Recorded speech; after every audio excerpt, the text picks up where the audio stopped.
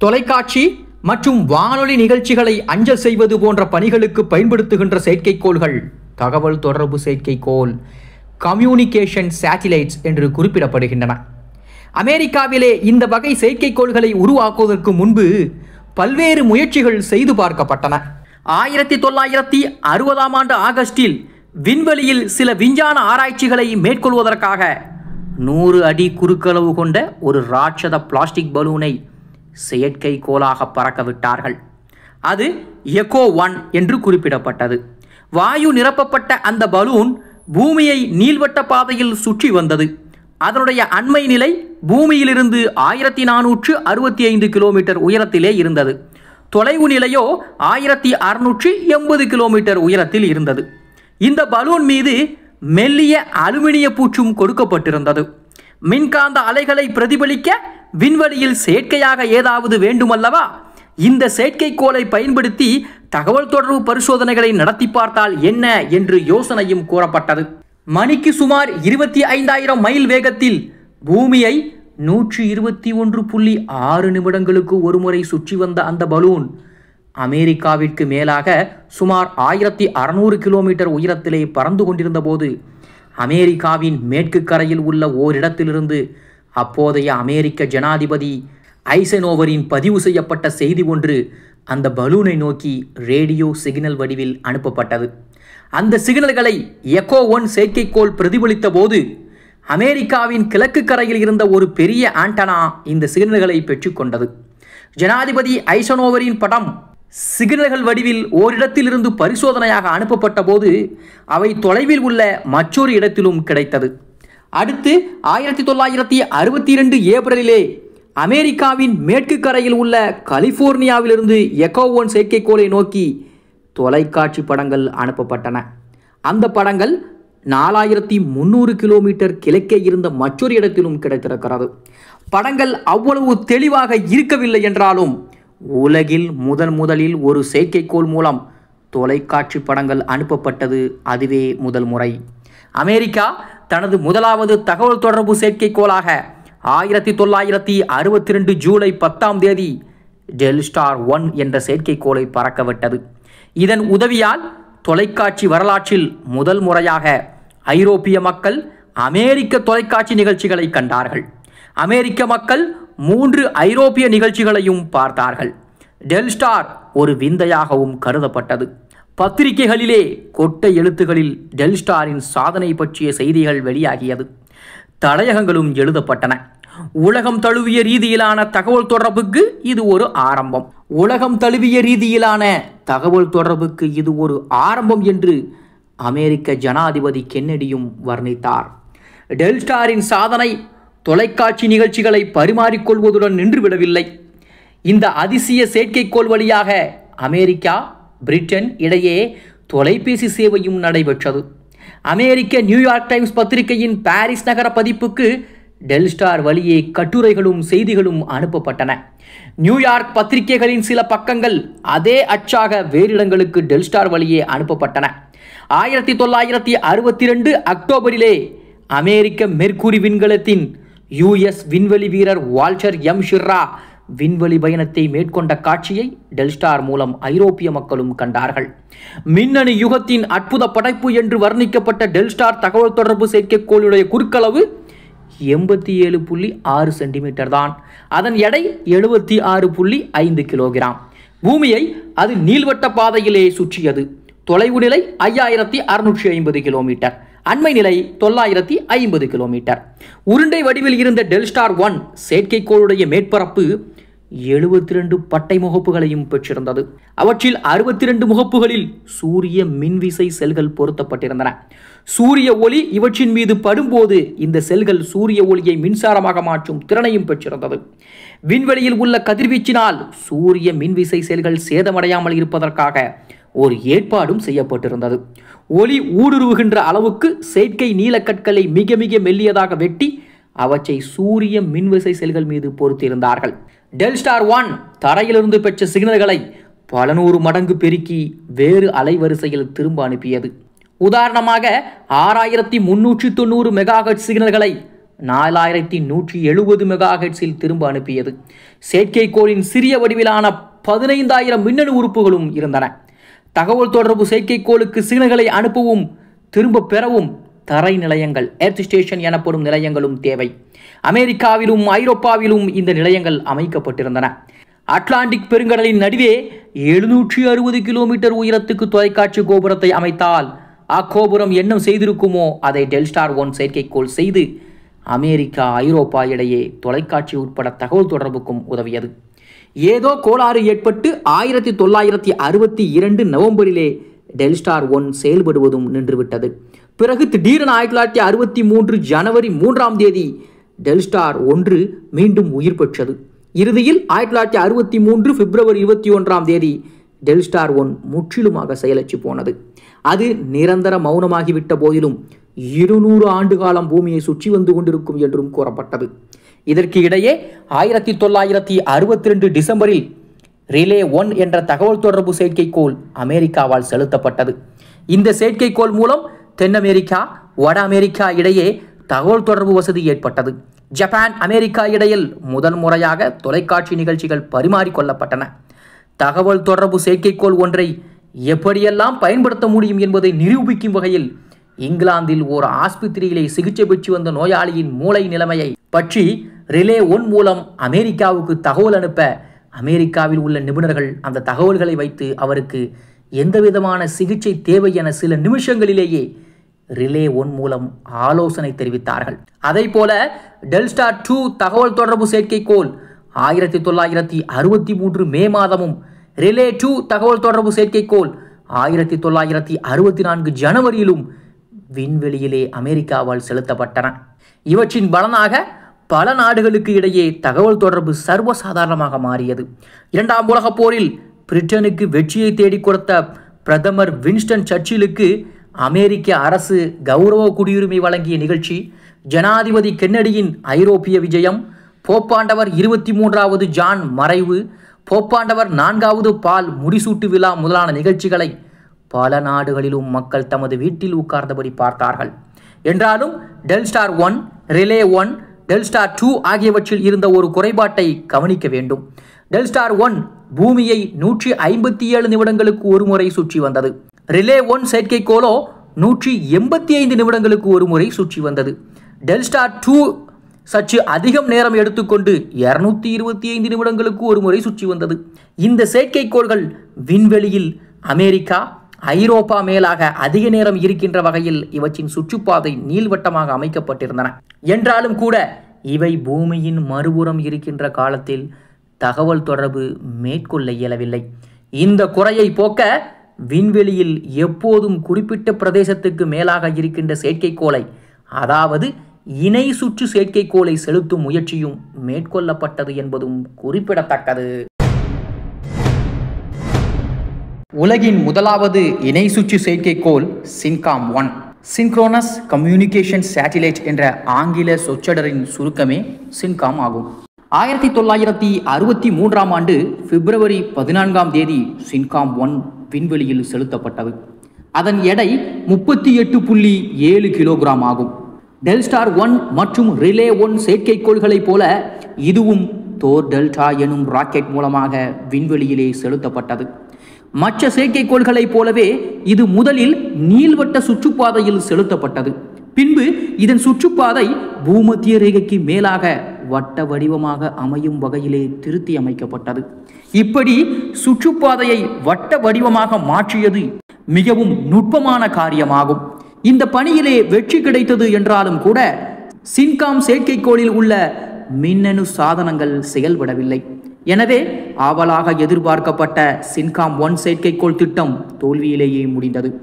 இந்த திட்டத்துக்கு ஆன செலவோ $1,10,00,000. அதே சமயம் இதில் என்ன கோளாறு ஏற்பட்டது என்றும் கண்டறிய முடியவில்லை. என்றாலும் கூட சில மாதங்களிலே சின்காம் 2 இணை சுற்று செயற்கைக்கோள் 1963 ஜூலை 26ஆம் தேதி விண்வெளியிலே செலுத்தப்பட்டது. இதன் எடை 35.6 கிலோகிராம். இதன் சுற்றுப்பாதையை திருத்தி அமைத்து இதை தென் அமெரிக்க அமேசான் நதிமுகத்துக்கு மேலாக கொண்டு வந்து நிலையாக நிறுத்தச் செய்வதற்கு 3 வாரங்கள் பிடித்தன. சின்காம் 2 செயற்கைக்கோள் மூலமாக தகவல் தொடர்பு சோதனைகள் வெற்றிகரமாக அமைந்தன. 1963 ஆகஸ்ட் 23ஆம் தேதி அமெரிக்க ஜனாதிபதி கென்னடியும் நைஜீரிய பிரதமர் சர் அபுபக்கர் தவாபா பலேவாவும் இந்த செயற்கைக்கோள் மூலமாக தொலைபேசியிலே பேசினார்கள். இந்த செயற்கைக்கோள் திட்டத்துக்கு ஜனாதிபதி கென்னடி ஆக்கப்பூர்வ ஆதரவை அளித்து விசேஷ அக்கறையையும் காட்டினார். இதை கென்னடி தொடங்கி வைத்த 3 மாதங்களுக்கு பிறகு, அதாவது நவம்பர் 22ஆம் தேதி அன்று இதே செயற்கைக்கோள் கென்னடி சுட்டுக் கொல்லப்பட்ட துயரம் தரும் செய்தியை ஒளிபரப்பு செய்தது என்பதும் குறிப்பிடத்தக்கது. கென்னடி உயிரிழந்ததில் இருந்து அவரது சடலம் நல்லடக்கம் செய்யப்பட்டது வரையிலான நிகழ்ச்சிகளை தகவல் தொடர்பு செயற்கைக்கோள்கள் உலகின் பல நாடுகளுக்கும் அஞ்சல் செய்தன. குறைந்தபட்சம் 23 நாடுகளை சார்ந்த கோடான கோடி மக்கள் நேரில் காண்பது போல தங்கள் வீட்டு தொலைக்காட்சி பெட்டிகளிலே இக்காட்சிகளை கண்டார்கள். ஆக சின்காம் 3 செயற்கைக்கோளும் வெற்றிகரமாகவே அமைந்தது. அதை போல சின்காம் 3 செயற்கைக்கோளும் வெற்றிகரமாக அமைந்தது. இது 1964 ஆகஸ்டிலே செலுத்தப்பட்டது. ஜப்பானின் தலைநகரமான டோக்கியோவில் அந்த ஆண்டில் நடந்த ஒலிம்பிக் விளையாட்டு விழா நிகழ்ச்சிகளை அவை நடைபெறும் போதே உலகின் பல நாடுகளிலும் உள்ள மக்கள் தொலைக்காட்சியிலே காணச் செய்ய சின்காம் 3 செயற்கைக்கோள் பயன்படுத்தப்பட்டது. ஒலிம்பிக் விளையாட்டு விழாவை உலகின் பல நாட்டு மக்களும் இப்படி தொலைக்காட்சிகளே பார்த்தது அதுவே முதல் முறை. கென்னடியின் மறைவால் ஏற்பட்ட துக்கத்தை செயற்கைக்கோளின் மூலம் பகிர்ந்து கொண்ட உலக மக்கள் இப்போது ஒலிம்பிக் விளையாட்டு விழா மகிழ்ச்சியை செயற்கைக்கோள் மூலம் பகிர்ந்து கொண்டார்கள். தகவல் தொடர்பு செயற்கைக்கோளால் உலகம் சுருங்கவும் துவங்கியது. அடுத்து 1965 ஏப்ரலில் ஏர்லி பேட் எனும் கவர்ச்சியான பெயரை கொண்ட தகவல் தொடர்பு செயற்கைக்கோள் செலுத்தப்பட்டது. இதுவும் இணை சுற்று செயற்கைக்கோளே. உலகின் வர்த்தக ரீதியிலான முதல் தகவல் தொடர்பு செயற்கைக்கோள் இதுதான். அதாவது யார் வேண்டுமானாலும் கட்டணம் செலுத்தி இதனை பயன்படுத்தலாம் என்ற ஏற்பாடும் இருந்தது. தகவல் தொடர்பு செயற்கைக்கோள் கார்ப்பரேஷன், கம்யூனிகேஷன் சேட்டிலைட் கார்ப்பரேஷன் எனும் அமெரிக்க நிறுவனம் இந்த செயற்கைக்கோளின் உரிமையாளர். இந்த நிறுவனம் சுருக்கமாக காம்சாட் என்று அழைக்கப்பட்டது. தொலைக்காட்சி நிகழ்ச்சிகள் மட்டுமில்லாமல் தொலைபேசி, டெலிபிரிண்டர் போன்ற தகவல் தொடர்புகளையும் இது வழங்கியது. சுமார் 18 மாத காலம்தான் செயல்படும் என்று எதிர்பார்க்கப்பட்ட இந்த செயற்கைக்கோள் 4 ஆண்டுகள் தாண்டி செயல்பட்டது. 1968ஆம் ஆண்டில் மெக்சிகோ சிட்டியில் நடந்த ஒலிம்பிக் விளையாட்டு விழா நிகழ்ச்சிகள் ஏர்லி பேர்ட், சின்காம் 3, இன்டெல்சாட் 2 ஆகிய 3 செயற்கைக்கோள் மூலம் ஐரோப்பிய நாடுகளுக்கும் ஜப்பானுக்கும் அனுப்பப்பட்டன. 1982 ஏப்ரலில் தொடங்கி இந்தியாவின் உபயோகத்துக்கான விண்வெளியில் செலுத்தப்பட்ட இன்சாட் 1 வகை செயற்கைக்கோள்கள் இணை சுற்று செயற்கைக்கோள் ரகத்தை சார்ந்தவையாகும். இது இந்தியா அளித்த ஆர்டரின் பேரில் அமெரிக்க நிறுவனம் ஒன்றால் தயாரிக்கப்பட்டது. இன்சாட் வரிசையில் விண்வெளியில் செலுத்தப்பட்ட செயற்கைக்கோள்கள் பற்றி தனியாகவே நாம் கவனிக்க வேண்டும். பரப்பளவிலே இந்தியா மிகப்பெரிய நாடு. எனவே இந்தியாவின் சொந்த உபயோகத்துக்கான தனி தகவல் தொடர்பு செயற்கைக்கோள் தேவை. ஆனால் ஆசிய, ஆப்பிரிக்க, தென் அமெரிக்க கண்டங்களில் எவ்வளவோ சிறிய நாடுகள் இருக்கின்றன. தனி செயற்கைக்கோள் தேவைப்படாத அளவுக்கு அவை மிகச்சிறியவை. இப்படிப்பட்ட நாடுகளின் பொது உபயோகத்திற்காக இன்சாட் எனப்படும் செயற்கைக்கோளை கடந்த பல ஆண்டுகளாக அமெரிக்காவின் நாசா அமைப்பு தனது ராக்கெட்டுகள் மூலம் டஜன் கணக்கில் அனுப்பி வைத்தது. இந்தோனேஷியா, கனடா மற்றும் ஐரோப்பிய நாடுகளுக்கான இணை சுற்று செயற்கைக்கோள்களும் இப்படித்தான் அனுப்பி வைக்கப்பட்டன. பிரான்சும் தனது ஏரியன் ராக்கெட் மூலம் பல இணை சுற்று செயற்கைக்கோள்களை அனுப்பி இருக்கிறது. தற்போது நிறைய இணை சுற்று செயற்கைக்கோள்கள் பூமியை சுற்றி வருகின்றன. எனவே அரசியல், கலை, விளையாட்டு, போர் இப்படி எந்த நிகழ்ச்சியாக இருந்தாலும், அது உலகின் எந்த மூலையில் நடந்தாலும் இணை சுற்று செயற்கைக்கோள்கள் மூலம் அந்த நிகழ்ச்சி உலகின் அனைத்து பாகங்களுக்கும் ஒளிபரப்பாகிறது. முக்கியமான நிகழ்ச்சிகளை அவை நடக்கும் போதே நேரடியாகவும் ஒளிபரப்ப முடிகிறது. சர்வதேச விளையாட்டு போட்டிகளை ஒரே நேரத்தில் உலகின் பல நாடுகளுக்கும் காட்ட முடிகிறது என்பதால் இவற்றை தொலைக்காட்சியில் காட்டுவதற்கான உரிமையை விற்று நல்ல வருமானமும் பெற முடிகிறது. உலகின் எந்த பகுதியில் நிறைய பேர் பார்ப்பார்கள், எங்கு அதிக வருமானம் கிடைக்கும் என்பதை பொறுத்து போட்டியின் நேரம் கூட மாற்றி அமைக்கப்படுகிறது. இணை சுற்று செயற்கைக்கோள்கள் தொலைக்காட்சி துறையிலே மிகப்பெரிய புரட்சியை ஏற்படுத்தியது என்பதும் குறிப்பிடத்தக்கது. பெருமழை, புயல் ஆகியவற்றை மனிதனால் தடுக்க இயலாது. குறைந்தபட்சம் இவை பற்றி முன்கூட்டியே திட்டவட்டமாக அறிய முடிந்தால் உயிர் சேதத்தை தவிர்க்க முடியும், பொருள் சேதத்தை குறைத்து கொள்ள முடியும். வானிலையை முன்கூட்டி அறிய இத்தனை காலமும் ஏற்பாடுகள் இல்லாமல் இல்லை. உலகெங்கிலும் அந்தந்த நாடுகளில் வானிலை பற்றிய தகவல்களை சேகரிப்பதற்காக பல முன்னேறிய முறைகள் கையாளப்பட்டு வருகின்றன. புயல்கள் பற்றி அறிய ரேடார் சாதனங்கள் நிறுவப்பட்டிருக்கின்றன.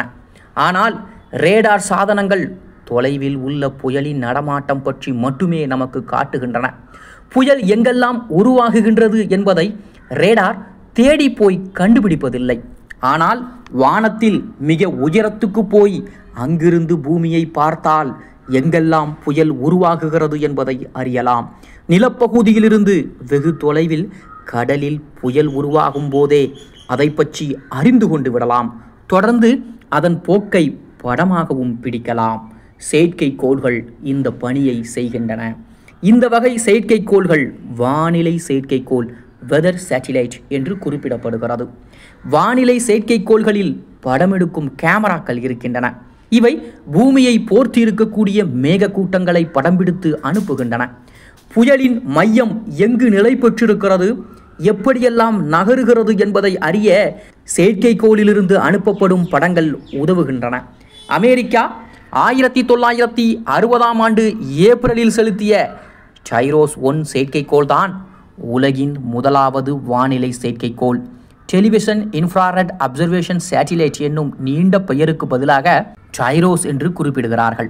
உருளை வடிவிலான இந்த செயற்கைக்கோளின் குறுக்களவு 107 சென்டிமீட்டர், உயரம் 48 சென்டிமீட்டர். இதில் 2 சிறிய அசையும் படம் எடுக்கும் கேமராக்களும் வீடியோ டேப் ரெக்கார்டர்களும் மேகக்கூட்டங்களை கண்டு உணர அகச்சிவப்பு கதிர்களால் இயங்கும் நுண்கருவிகளும் ரேடியோ டிரான்ஸ்மிட்டர் கருவிகளும் இடம்பெற்றிருந்தன.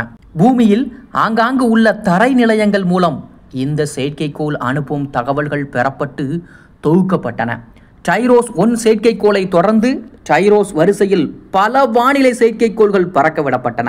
இந்த வரிசையிலே டைரோஸ் 10 செயற்கைக்கோள் 1965 ஜூலையில் பறக்க விடப்பட்டது. அதைப்போல இரவு நேரங்களிலே மேகக்கூட்டங்களை எப்படி கண்டறிவது? அதற்காகத்தான் அமெரிக்கா 1964இல் நிம்பஸ் 1 செயற்கைக்கோளை செலுத்தியது. விசேஷ அகச்சிவப்பு கேமராக்கள் மூலம் இந்த செயற்கைக்கோள் இரவிலும் மேகக்கூட்டங்களை படம் பிடித்து அனுப்பியது. நிம்பஸ் 1 திட்டமிட்ட உயரத்தை எட்டவில்லை என்றாலும் இது இரவு நேரத்தில் மேகக்கூட்டங்களை தெளிவாக படம் பிடித்து அனுப்பியது. சுமார் 960 முதல் 1130 கிலோமீட்டர் உயரத்தில் பறக்கும் வகையிலே நிம்பஸ் 2 செயற்கைக்கோள் 1968 செலுத்தப்பட்டது.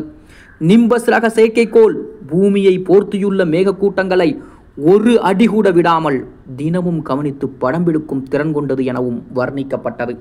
ஒரு தடவை நிம்பஸ் செயற்கைக்கோளிலிருந்து கிடைத்த ஒரு படத்தை அமெரிக்காவினுடைய கடற்படை அதிகாரி ஆராய்ந்த போது ஒரு அசாதாரணமான அம்சம் ஒன்றை கவனித்தார். பயங்கர புயல் ஒன்று உருவாவதை அது காட்டுவதாக அவருக்கு ஒரு சந்தேகம் ஏற்பட்டது. உடனே அவர் கடற்படை தளத்தை உஷார்படுத்தினார்.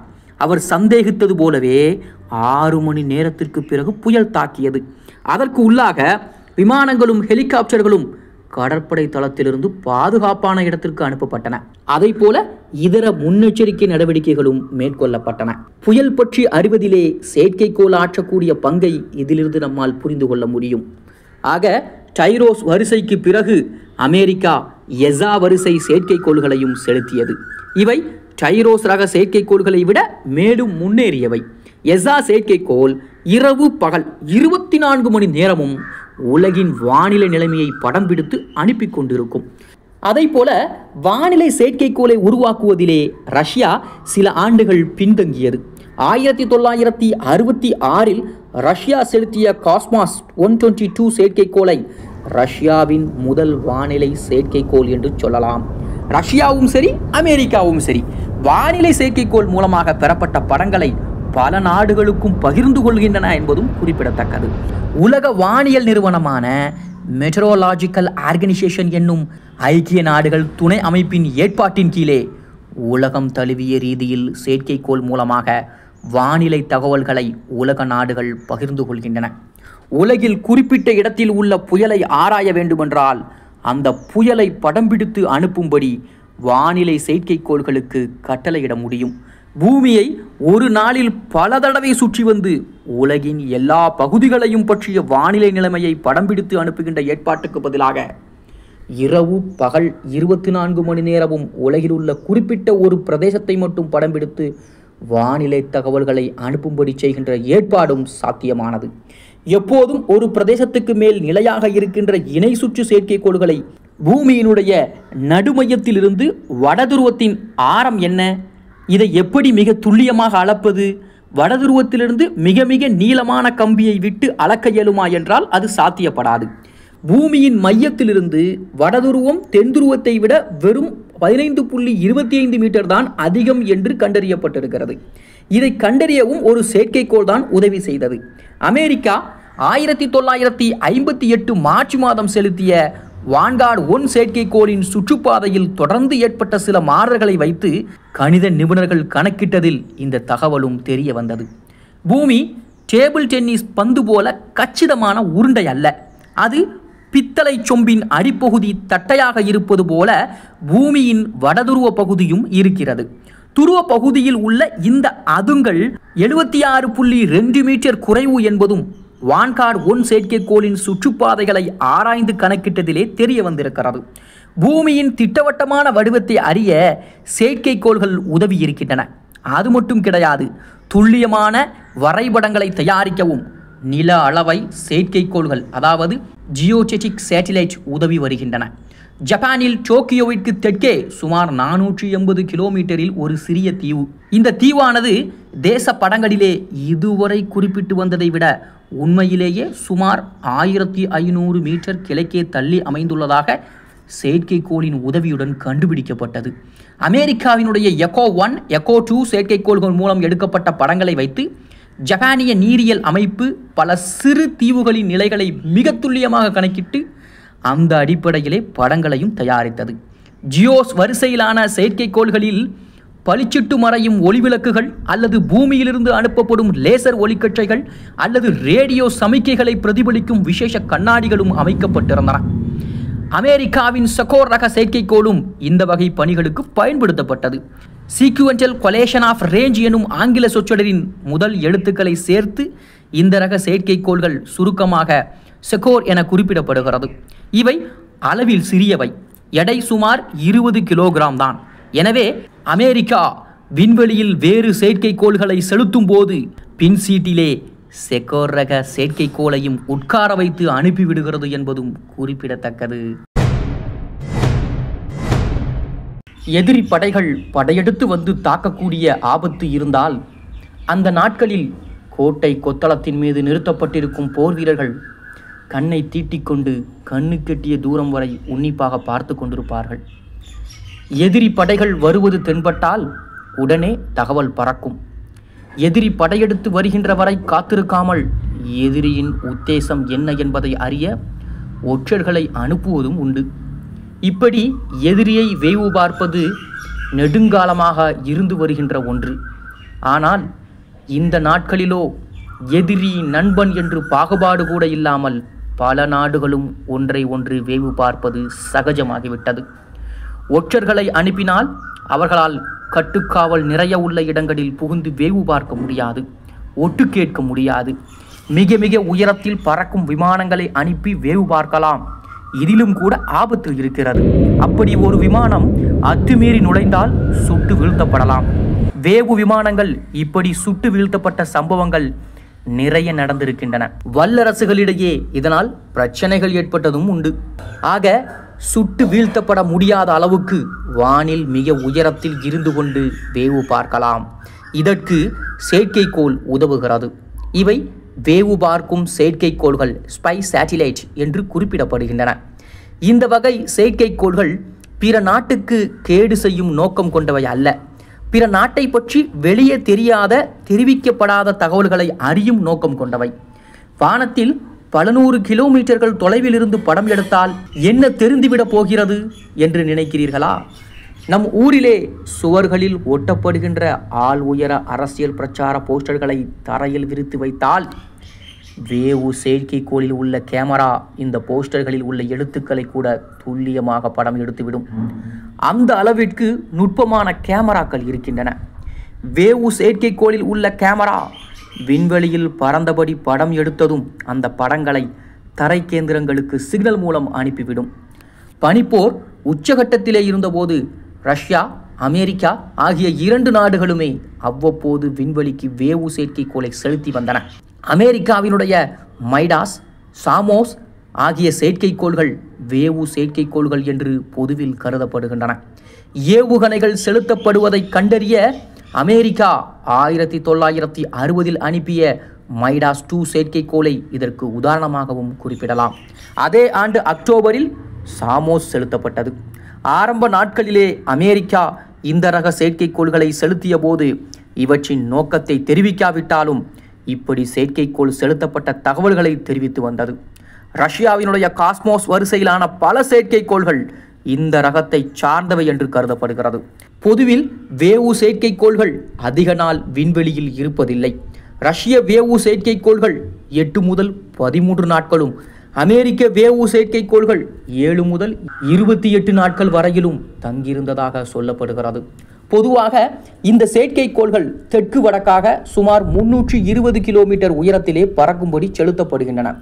பணி முடிந்ததும் அவை குறிப்பிட்ட பிராந்தியத்தில் வந்து இறங்கும்படி செய்யப்பட்டு படங்களும் சேகரிக்கப்படுகின்றன.